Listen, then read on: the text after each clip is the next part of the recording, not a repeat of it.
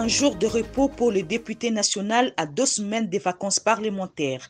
La semaine qui s'achève a débuté par la destitution de l'honorable Jean-Marc Kabound Akabound de son poste de premier vice-président de la Chambre basse du Parlement. C'est là au terme d'un vote consécutif à la pétition du député national Jean-Jacques Mamba. Sur 315 députés qui ont pris part au vote dans le respect des mesures du Covid, 289 ont voté pour, 17 ont voté contre, 9 ont voté abstention.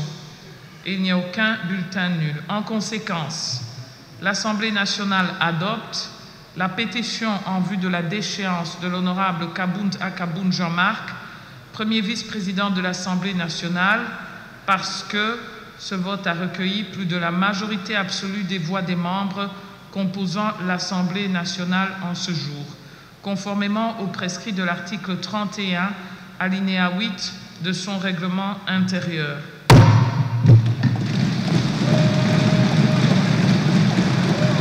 Lors de la même plénière, le vice-premier ministre, ministre de l'Intérieur Gilbert Kankoundé, a répondu aux préoccupations des députés nationaux sur les tueries des Songololo résultant des affrontements entre la police nationale congolaise et les militants de Bundu Diamayala.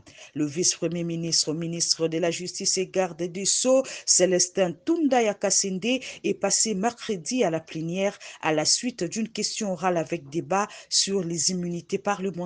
Il reviendra dans les prochains jours.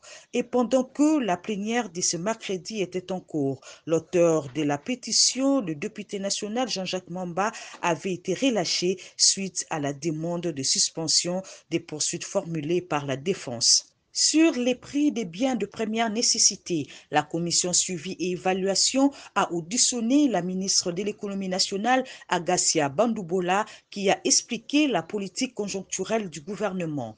Pas un seul jour de repos pour les élus légitimes du peuple congolais, dont les caucus du Nord Kivu a évalué la situation sécuritaire qui empire dans la partie est de la République, précisément à Beni. La semaine du député national se termine par l'examen et l'envoi à la commission ad hoc de la proposition du député national F. Bazaïba sur les droits des personnes vivant avec handicap. Avant la fin de la session le 15 juin prochain, chaque jour compte pour les députés nationaux, aussi bien en plénière qu'en commission.